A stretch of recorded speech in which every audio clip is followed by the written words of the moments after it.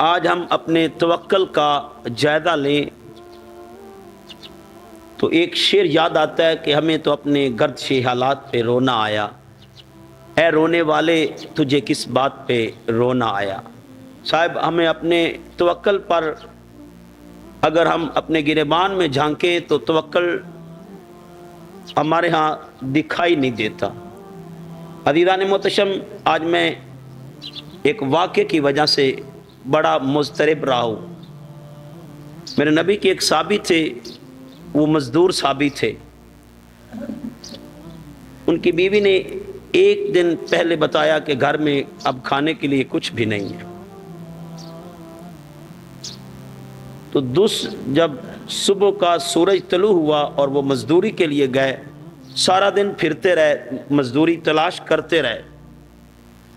سارا دن گزرنے کے بعد بھی روزی کا کوئی سبب نہ بنا۔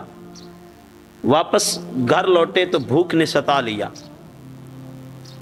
بھوک کے ستائے ہوئے شوہر نے اپنی بیوی سے کہا کہ مجھے بھوک لگی ہے، تھوڑا کھانے کا اہتمام کر دو۔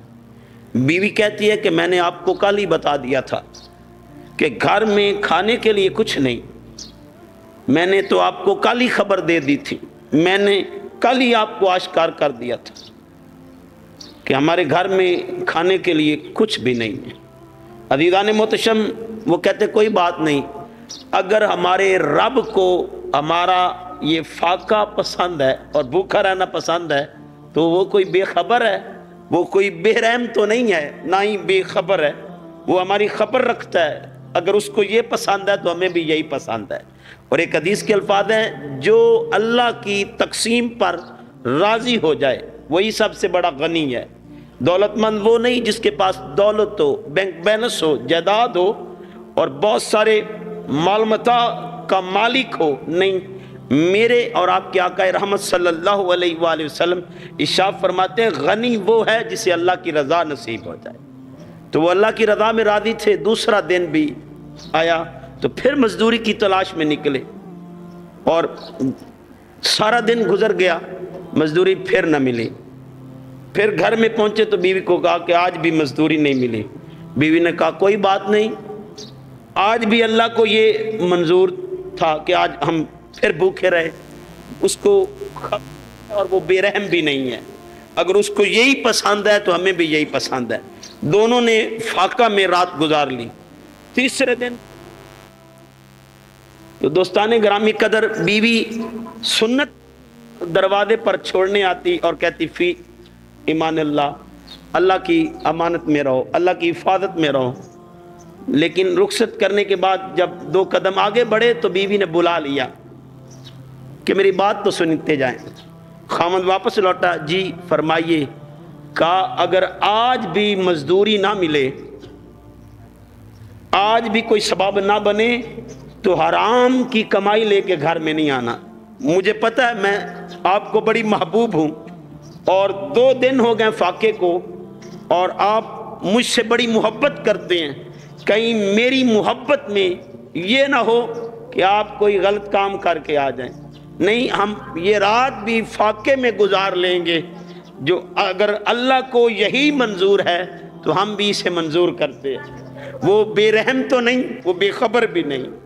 دوستان گرامی قدر، ان اللہ یحب المتوکلین، بے شک اللہ ان سے محبت کرتا ہے، ان لوگوں کو پسند کرتا ہے جو توکل اختیار کرتے ہیں۔ تو صاحب آج اگر توکل ہوتا تو بہن کے حق پہ ڈاکے نہ ڈلتے، ہم کبھی بھی بہن کے حق پہ غاصبانہ انداز میں قبضہ نہ کرتے۔ ہم تو یہ سوچتے ہیں اگر بہن کو اس کا حق دے دیا تو میری زمین تو کم ہو جائے گی، میرے پاس کیا بچے گا، پہلے ہی تھوڑی زمین ہے، میرے باپ کی کوئی اتنی جائیداد نہیں تھی، اور اگر اس میں بھی بہنوں کو حق دے دوں تو پھر میرے پاس کیا بچے گا۔ تو یہ صاحب توکل سے ہٹ جانے کی علامت ہے کہ ہمارے اندر توکل نہیں ہے۔ توکل ہوتا تو صاحب ایک زمانہ تھا، میرے اور آپ کے آقا رحمت صلی اللہ علیہ وآلہ وسلم حضرت ام المومنین حضرت عائشہ صدیقہ فرماتی ہیں کہ آقا رحمت صلی اللہ علیہ وآلہ وسلم کے گھر میں 2 ماہ چولہا نہیں جلتا تھا، اور 2 ماہ چولہے میں آگ نہیں جلتی تھی۔ तीसरा, चांद भी चढ़ जाता तो चूल्हा ठंडा रहता। आपके भांजे पूछते हैं, खाला फिर आपका गुजारा किस पर होता था?